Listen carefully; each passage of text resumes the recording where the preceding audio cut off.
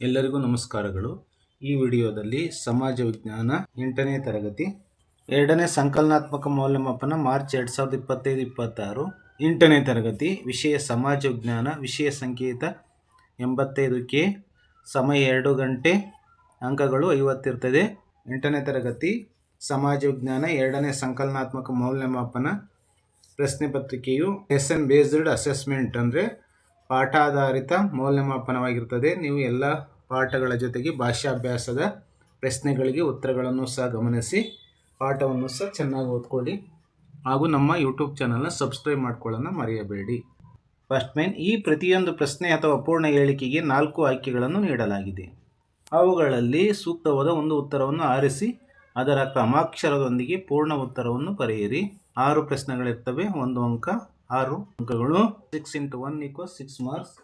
ಮೊದಲನೇ ಕ್ವಶನ್, ಕನ್ನಡ ಭಾಷೆ ಮೊದಲ ಶಾಸನ. ಇಲ್ಲಿ 4 ಆಪ್ಷನ್ಗಳಿದೆ, ಗಮನಿಸಿ. ಫಸ್ಟ್ ಆಪ್ಷನ್ ಎ ಅಲ್ಮಿಡಿ ಶಾಸನ, ಸೆಕೆಂಡ್ ಆಪ್ಷನ್ ಬಿ ತಾಳಗುಂದ ಶಾಸನ, ಥರ್ಡ್ ಆಪ್ಷನ್ ಐಹೊಳೆ ಶಾಸನ, ಫೋರ್ತ್ ಆಪ್ಷನ್ ಬ್ರಹ್ಮಗಿರಿ ಶಾಸನ. ಇದಕ್ಕೆ ಸರಿಯಾದ ಉತ್ತರ ಕನ್ನಡ ಭಾಷೆಯ ಮೊದಲ ಶಾಸನ, ಆಯ್ಕೆ ಎ ಅಲ್ಮಿಡಿ ಶಾಸನವಾಗಿದೆ. ಎರಡನೇ ಪ್ರಶ್ನೆ, ಸೌರವ್ಯೂಹದಲ್ಲಿ ಜೀವಿಗಳನ್ನು ಒಳಗೊಂಡಿರುವ ಏಕೈಕ ಗ್ರಹ. ಆಯ್ಕೆಗಳನ್ನು ಗಮನಿಸಿ. ಎ ಮಂಗಳ ಗ್ರಹ, ಬಿ ಶುಕ್ರ ಗ್ರಹ, ಸಿ ಶನಿ ಗ್ರಹ, ಡಿ ಭೂಮಿ ಗ್ರಹ. ಹಾಗಾದರೆ ಇದಕ್ಕೆ ಸರಿಯಾದ ಉತ್ತರ ಆಯ್ಕೆ ಡಿ ಭೂಮಿ. ಮೂರನೇ ಪ್ರಶ್ನೆ, ಅರಿಸ್ಟಾಟಿಲ್ ರವರನ್ನು ರಾಜ್ಯಶಾಸ್ತ್ರದ ಪಿತಾಮಹ ಎಂದು ಕರೆಯಲಾಗಿದೆ ಏಕೆಂದರೆ. ಆಯ್ಕೆಗಳು ಎ ಪಾಲಿಟಿಕ್ಸ್ ಗ್ರಂಥ ರಚಿಸಿದ್ದರಿಂದ, ಬಿ ರಾಜ್ಯಶಾಸ್ತ್ರದ ಅಧ್ಯಯನವನ್ನು ಕ್ರಮಬದ್ಧಗೊಳಿಸಿದ್ದರಿಂದ, ಸಿ ಪ್ಲೇಟೋನ ಶಿಷ್ಯನಾಗಿದ್ದರಿಂದ, ಡಿ ರಾಜ್ಯಶಾಸ್ತ್ರದ ದಾರ್ಶನಿಕನಾಗಿರುವುದರಿಂದ. ಇದಕ್ಕೆ ಸರಿಯಾದ ಉತ್ತರ ಆಯ್ಕೆ ಬಿ ರಾಜ್ಯಶಾಸ್ತ್ರದ ಅಧ್ಯಯನವನ್ನು ಕ್ರಮಬದ್ಧಗೊಳಿಸಿದ್ದರಿಂದ. ನಾಲ್ಕನೇ ಪ್ರಶ್ನೆ, ಔಪಚಾರಿಕ ಶಿಕ್ಷಣವು. ಆಯ್ಕೆಗಳು ಎ ಸ್ನೇಹಿತರ ಗುಂಪಿನಲ್ಲಿ ದೊರೆಯುತ್ತದೆ, ಬಿ ಮನೆಯಲ್ಲಿ ದೊರೆಯುತ್ತದೆ, ಸಿ ಸಾಮಾಜಿಕ ಪರಿಸರದಲ್ಲಿ ದೊರೆಯುತ್ತದೆ, ಡಿ ಶಾಲೆಯಲ್ಲಿ ದೊರೆಯುತ್ತದೆ. ಇದಕ್ಕೆ ಸರಿಯಾದ ಉತ್ತರ ಆಯ್ಕೆ ಡಿ ಶಾಲೆಯಲ್ಲಿ ದೊರೆಯುತ್ತದೆ. ಐದನೇ ಪ್ರಶ್ನೆ, ಸರಕುಗಳ ಸಂಗ್ರಹಣೆ, ಸಾಗಾಟ ಹಾಗೂ ಮಾರುವ ಮತ್ತು ಕೊಳ್ಳುವ ಚಟುವಟಿಕೆಗಳೇ. ಆಯ್ಕೆಗಳು ಎ ವಿತರಣೆಯ ಚಟುವಟಿಕೆ, ಬಿ ವಿನಿಮಯ ಚಟುವಟಿಕೆ, ಸಿ ಅನುಭೋಗಿ ಚಟುವಟಿಕೆ, ಡಿ ಉತ್ಪಾದಕ ಚಟುವಟಿಕೆ. ಇದಕ್ಕೆ ಸರಿಯಾದ ಉತ್ತರ ಆಯ್ಕೆ ಬಿ ವಿನಿಮಯ ಚಟುವಟಿಕೆ.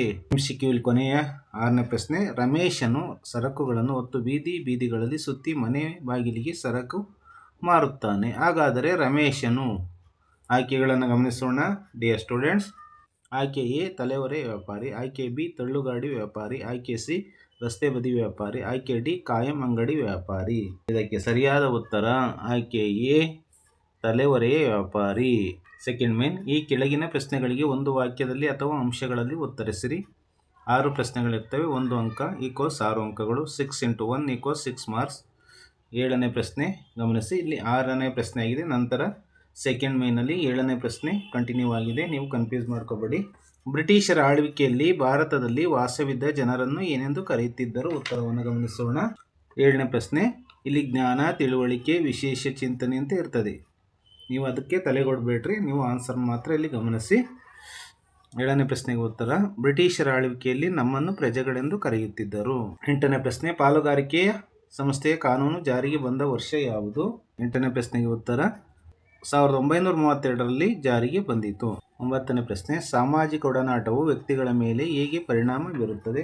9ನೇ ಪ್ರಶ್ನೆಗೆ ಉತ್ತರ, ಇಬ್ಬರಿಗಿಂತ ಹೆಚ್ಚು ವ್ಯಕ್ತಿಗಳು ಭಾಷೆ, ಸಂಕೇತಗಳ ಮೂಲಕ ಪರಸ್ಪರ ಸಂವಹನ ನಡೆಸಿ ಒಬ್ಬರು ಮತ್ತೊಬ್ಬರ ನಡವಳಿಕೆ ಮತ್ತು ಯೋಚನೆಯ ಮೇಲೆ ಪ್ರಭಾವ ಬೀರುತ್ತದೆ. 10ನೇ ಪ್ರಶ್ನೆ, ಬಹಿಸ್ಸರಣ ಶಿಲೆಗಳಿಗೆ ಉದಾಹರಣೆ ಕೊಡಿ. 10ನೇ ಪ್ರಶ್ನೆಗೆ ಉತ್ತರ, ಬಸಾಲ್ಟ್ ಮತ್ತು ಅಂಡೆಸೈಟ್ ಬಹಿಸ್ಸರಣ ಶಿಲೆಗಳಿಗೆ ಉದಾಹರಣೆಯಾಗಿದೆ. 11ನೇ ಪ್ರಶ್ನೆ, ಸಿಂಧು ಮತ್ತು ವೇದ ಕಾಲದ ನಾಗರಿಕತೆಗಳು ಸಿಂಧು ಗಂಗಾ ಬಯಲು ಸೀಮೆಯಲ್ಲಿ ಹುಟ್ಟಿಕೊಂಡಿವೆ ಏಕೆ. 11ನೇ ಪ್ರಶ್ನೆಗೆ ಉತ್ತರ, ಇದು ಅತ್ಯಂತ ಫಲವತ್ತಾದ ಪ್ರದೇಶಗಳಾಗಿರುವುದರಿಂದ.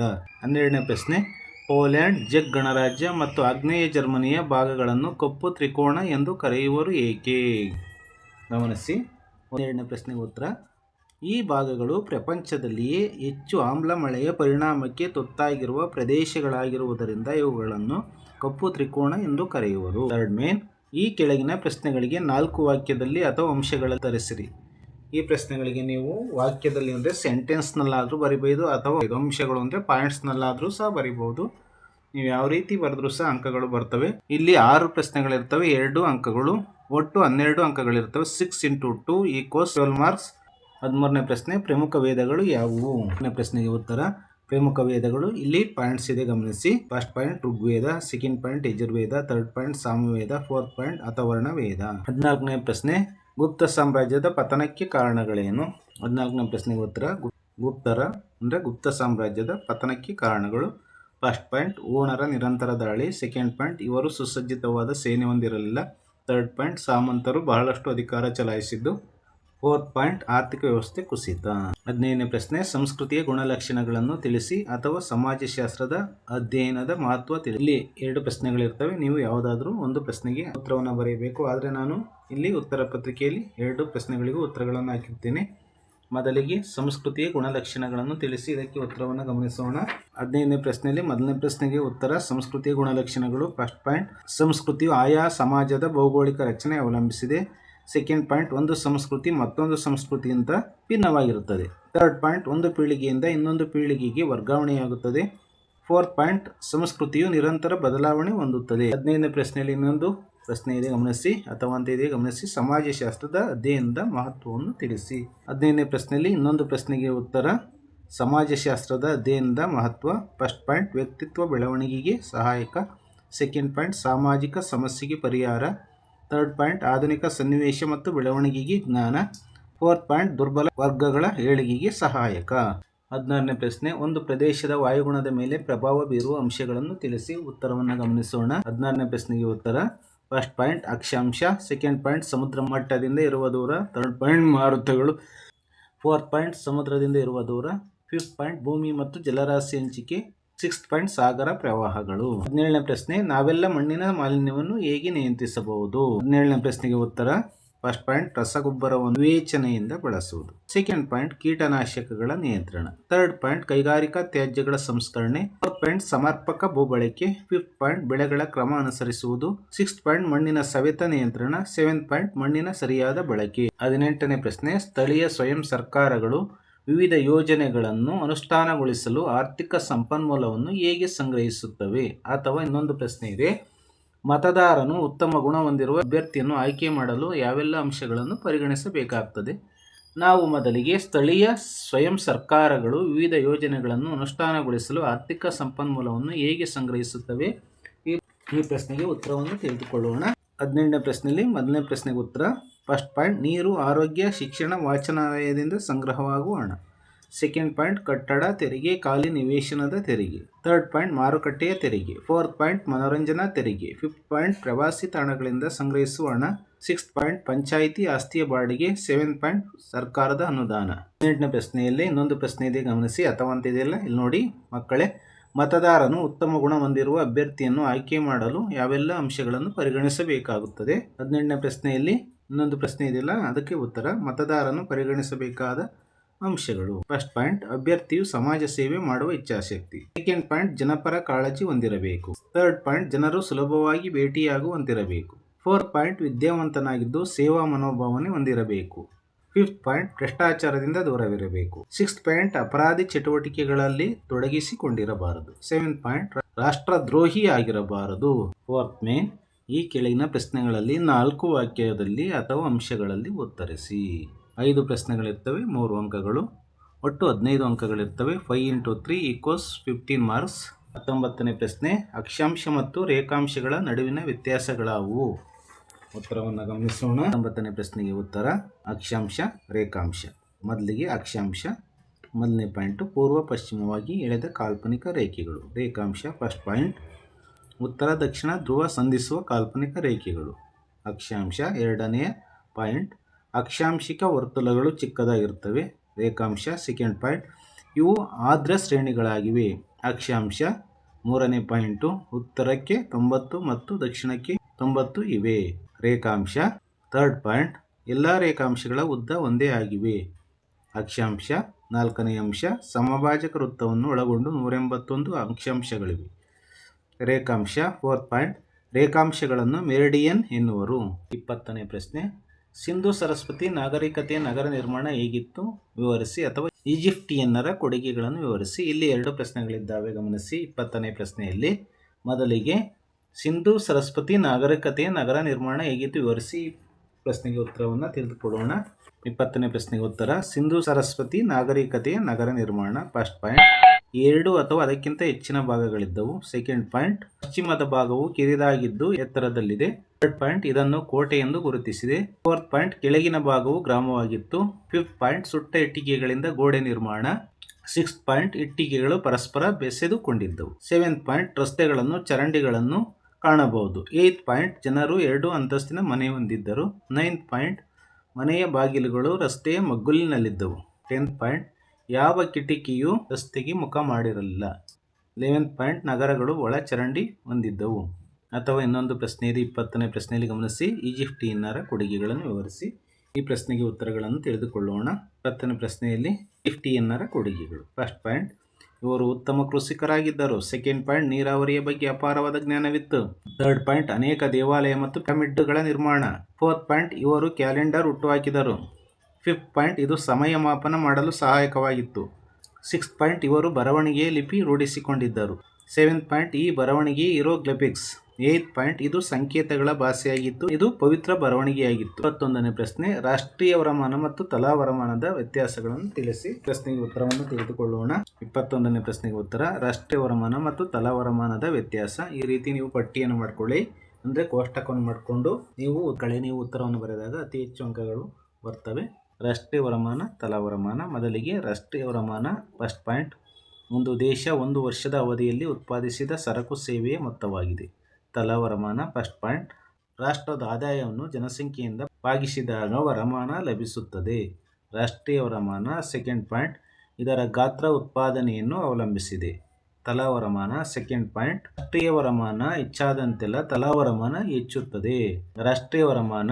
ಥರ್ಡ್ ಪಾಯಿಂಟ್, ಏರುತ್ತಿರುವ ರಾಷ್ಟ್ರೀಯ ವರಮಾನ ಪ್ರಗತಿಯ ಸಂಕೇತ. ತಲಾ ವರಮಾನ. ಥರ್ಡ್ ಪಾಯಿಂಟ್, ಜನರ ಜೀವನ ಮಟ್ಟವು ಉತ್ತಮವಾಗುತ್ತದೆ.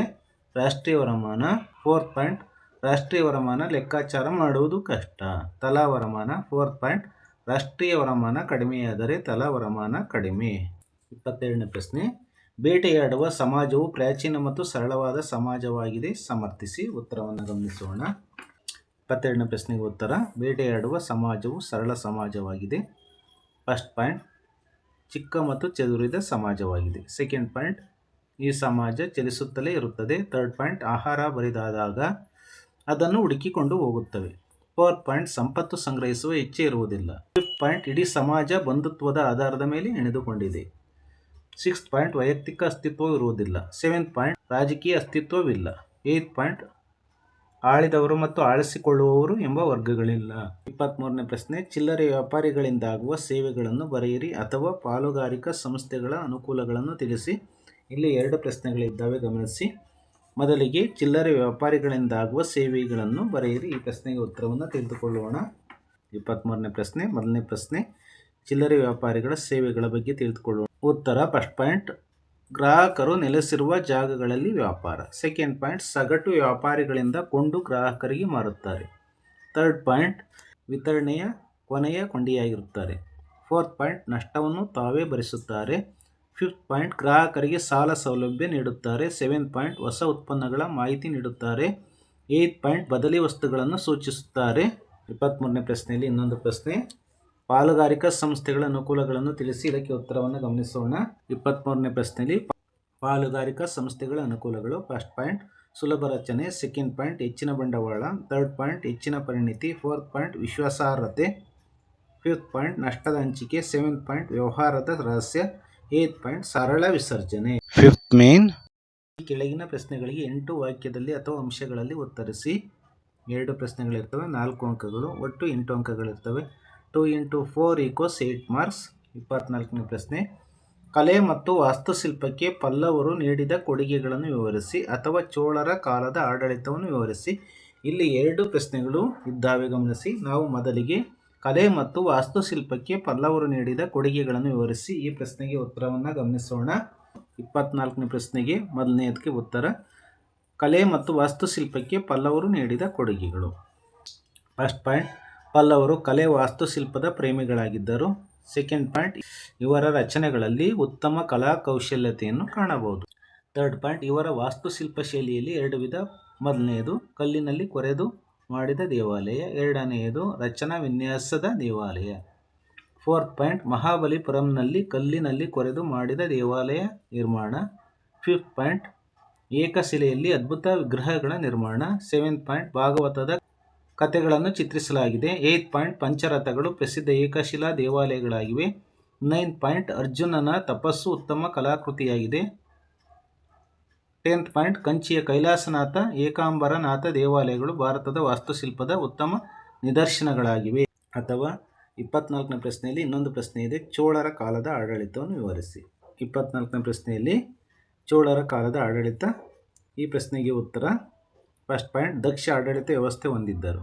2nd ಪಾಯಿಂಟ್ ರಾಜ್ಯವನ್ನು ನಾಡು, ಮಂಡಲಂ, ಕೊಟ್ಟಂ, ಕುರ್ರಂ ಹಾಗೂ ತರಕುರ್ರಂ ಎಂದು ವಿಭಾಗ ಮಾಡಿದ್ದರು. 3rd ಪಾಯಿಂಟ್ ಪ್ರತಿ ಗ್ರಾಮದಲ್ಲಿ ಹುರ್ ಎಂಬ ಪ್ರಜಾಪ್ರತಿನಿಧಿ ಸಭೆ ಇತ್ತು. 4th ಪಾಯಿಂಟ್ ಗ್ರಾಮ ಸಭೆಗಳು ಪ್ರಥಮ ಸಭೆಗಳಾಗಿದ್ದವು. 5th ಪಾಯಿಂಟ್ ಪ್ರತಿ ಕುರ್ರಂಗೂ ಮಹಾಸಭಾ ಎನ್ನುವ ಗ್ರಾಮ ಸಭೆ ಇತ್ತು. 6th ಪಾಯಿಂಟ್ ಮಹಾಸಭೆ ಇದು ಗ್ರಾಮ ಸಭೆಯಾಗಿತ್ತು. ಇದನ್ನು ಪೆರಂಬುರಿ ಎಂದು ಕರೆಯುತ್ತಿದ್ದರು. ಪೆರು ಮಕ್ಕಳನ್ನು ಚುನಾವಣೆಯ ಮೂಲಕ ಆಯ್ಕೆ ಮಾಡುತ್ತಿದ್ದರು. 25ನೇ ಪ್ರಶ್ನೆ, ಪ್ರಜಾಪ್ರಭುತ್ವದ ಯಶಸ್ಸಿಗೆ ಹಲವಾರು ಅಂಶಗಳು ಕಾರಣವಾಗಿವೆ. ಹೇಗೆ? ಉತ್ತರವನ್ನು ಗಮನಿಸೋಣ. 25ನೇ ಪ್ರಶ್ನೆಗೆ ಉತ್ತರ, ಪ್ರಜಾಪ್ರಭುತ್ವದ ಯಶಸ್ಸಿಗೆ ಕಾರಣವಾಗುವ ಅಂಶಗಳು. 1st ಪಾಯಿಂಟ್ ಪ್ರಜಾಪ್ರಭುತ್ವ ರಕ್ಷಿಸುವ ಮನೋಭಾವ ಜನರಲ್ಲಿರಬೇಕು. 2nd ಪಾಯಿಂಟ್ ಜನ ಸದಾ ಜಾಗರೂಕರಾಗಿರಬೇಕು. 3rd ಪಾಯಿಂಟ್ ಪ್ರಜಾಪ್ರಭುತ್ವ ತಾಳ್ಮೆಯನ್ನು ಅವಲಂಬಿಸಿದೆ. 4th ಪಾಯಿಂಟ್ ಜನ ಕೊಡು ತೆಗೆದುಕೊಳ್ಳುವ ತತ್ವ ಪಾಲಕರಾಗಿರಬೇಕು. 5th ಪಾಯಿಂಟ್ ಇದರ ಯಶಸ್ಸು ನಾಯಕತ್ವದ ದಕ್ಷತೆಯನ್ನು ಆಧರಿಸಿದೆ. 6th ಪಾಯಿಂಟ್ ವಿರೋಧ ಪಕ್ಷ ಆಡಳಿತ ಪಕ್ಷದ ಕಾರ್ಯವನ್ನು ಮತ್ತು ಸರ್ವಾಧಿಕಾರಿ ಧೋರಣೆಯನ್ನು ನಿಯಂತ್ರಿಸಬೇಕು.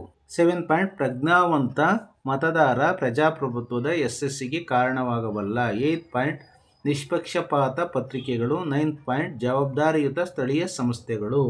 ಕೊನೆ ಮೇನು ಮಕ್ಕಳ 6th ಮೇನ್ ಕೊಟ್ಟಿರುವ ಭಾರತದ ನಕ್ಷೆಯಲ್ಲಿ ಈ ಕೆಳಕಂಡ ಸ್ಥಳಗಳನ್ನು ಅಂದರೆ 3 ಮಾತ್ರ ಗುರುತಿಸಿ. ಒಂದು ಪ್ರಶ್ನೆಗೆ 3 ಅಂಕಗಳಿದೆ, ಗಮನಿಸಿ. 26ನೇ ಪ್ರಶ್ನೆ, ಎ ಕಚ್ಕಾರಿ, ಬಿ ಬಂಗಾಳ ಕೊಲ್ಲಿ, ಸಿ ಪಾಕ್ ಜಲಸಂಧಿ, ಡಿ ಅಂಡಮಾನ್ ನಿಕೋಬಾರ್ ದ್ವೀಪ, ಈ ಮನ್ನಾರ್ ಕಾರಿ. ಇಲ್ಲಿ ಒಟ್ಟು 5 ಸ್ಥಳಗಳನ್ನು ಕೊಟ್ಟಿದ್ದಾರೆ. ನೀವು ಯಾವುದಾದರೂ 3 ಸ್ಥಳಗಳನ್ನು ಭಾರತದ ಭೂಪಟದಲ್ಲಿ ಗುರುತಿಸಬೇಕಾಗ್ತದೆ. ಮಕ್ಕಳೇ ಗಮನಿಸಿ, ಇದೇ ಭಾರತದ ಭೂಪಟ. ಇದರಲ್ಲಿ ನಾವು ಪ್ರದೇಶಗಳನ್ನು ಗುರುತಿಸೋಣ. 26ನೇ ಪ್ರಶ್ನೆ ಇದು.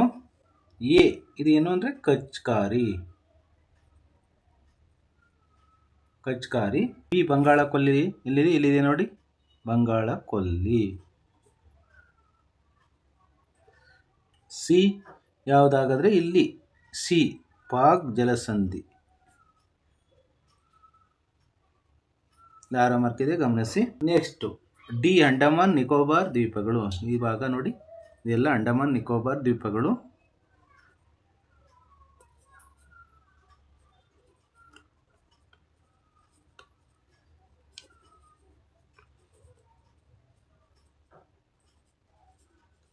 ಡಿ ಅಂಡಮಾನ್ ನಿಕೋಬಾರ್ ದ್ವೀಪಗಳು. ಇದೇ ಗಮನಿಸಿ ಮನ್ನಾರ್ ಕಾರಿ. ಮಕ್ಕಳೇ, ನಿಮಗೆಲ್ಲ ಗೊತ್ತಾಯ್ತಲ್ಲ, ಭಾರತ ಭೂಪಟದಲ್ಲಿ ನೀವು ಈ ಪ್ರದೇಶಗಳನ್ನು ಗುರುತಿಸುವುದನ್ನು ನಾನು ಹೇಳ್ಕೊಟ್ಟಿದ್ದೇನೆ. ನಿಮಗೆ ಅರ್ಥವಾಯಿತು ಅಂತ ಭಾವಿಸ್ಕೊತೀನಿ. ಮಕ್ಕಳೇ, ಇದುವರೆಗೂ ಸಮಾಜ ವಿಜ್ಞಾನ 8ನೇ ತರಗತಿ 2ನೇ ಸಂಕಲನಾತ್ಮಕ ಮೌಲ್ಯಮಾಪನ ಮಾರ್ಚ್ 2025-26 ಈ ಪ್ರಶ್ನೆ ಪತ್ರಿಕೆಯು LBA ರಿಲೇಟೆಡ್ ಆಗಿರುವಂತಹ ಪ್ರಶ್ನೆ ಪತ್ರಿಕೆಯಾಗಿದೆ. ಈ ಮಾದರಿ ಪತ್ರಿಕೆಯ ಪ್ರಶ್ನೆಗಳಿಗೆ ಉತ್ತರಗಳನ್ನು ವಿವರಿಸಿದ್ದೇನೆ. ಈ ವಿಡಿಯೋವನ್ನು ಲೈಕ್ ಮಾಡಿ, ಕಮೆಂಟ್ ಮಾಡಿ ಹಾಗೂ ನಿಮ್ಮ ಫ್ರೆಂಡ್ಸ್ಗೆ ಶೇರ್ ಮಾಡಿಕೊಳ್ಳಿ. ನಮ್ಮ ಯೂಟ್ಯೂಬ್ ಚಾನಲ್ನ ಸಬ್ಸ್ಕ್ರೈಬ್ ಮಾಡಿಕೊಳ್ಳಿ. ಎಲ್ಲರಿಗೂ ಸಹ ಧನ್ಯವಾದಗಳು.